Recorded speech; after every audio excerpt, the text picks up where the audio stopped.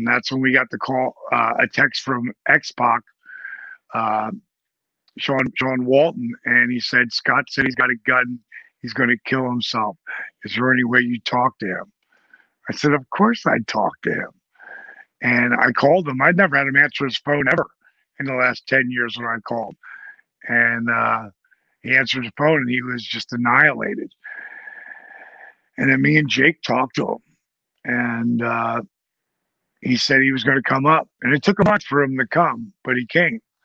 And again, Scott Hall, really, if you go back and look at my career, I created what the Diamond Stud looked like, changing Scott's hair, getting rid of his mustache, growing a 5 o'clock shadow.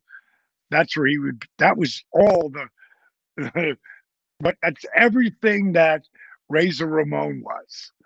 And it was like it built that character. The toothpick too. Didn't you come up with the toothpick?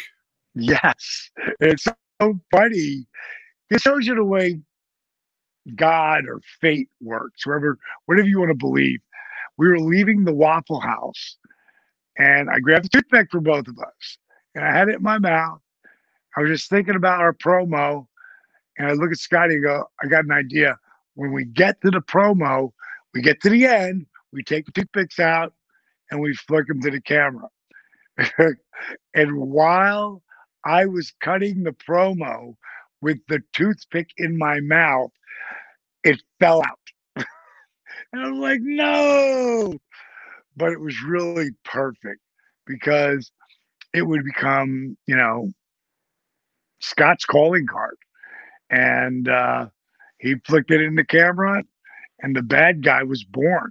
I mean, all the promos that he would cut in WWE, he did in my 62 pink Cadillac convertible going down the road smoking a joint because Scott Hall didn't even drink back then, but he loved his herb. He was smoking a joint and doing Scarface. Like that's where the whole character comes from, which is pretty amazing when you think about that.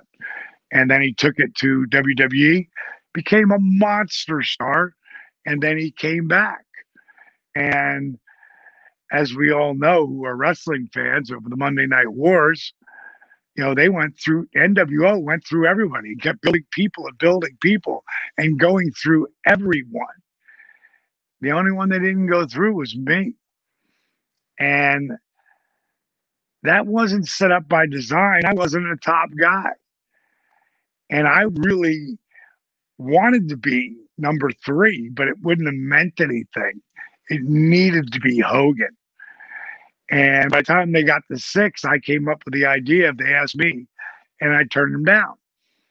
And then you ask me again, and I, because we had a real relationship.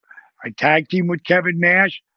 In Kevin Nash's Hall of Fame speech, he said, I owe my beachfront home to Dally because there's many times I wanted to quit. And I would say, big man, don't let them beat you. You're going to be one of the biggest stars in the world. And look what happened. And, so I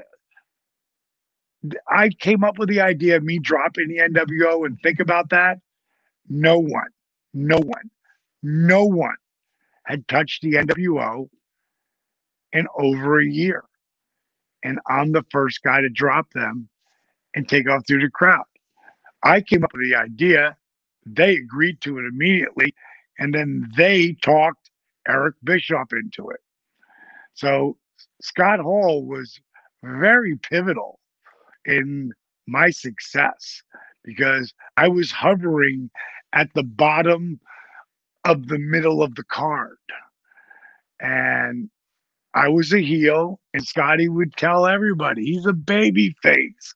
He's a babe. Listen to the people. They don't want to boo him. They want to cheer him. And they loved it when I turned because it gave them somebody to beat up. that the people were with. And so that's the biggest reasons that I bought Jake and Scotty, because they were so instrumental in my life. Thank you for watching the Hannibal TV. Please like this video if you enjoyed it and click the subscribe button to not miss any of our latest shoot interviews, match videos, or news updates.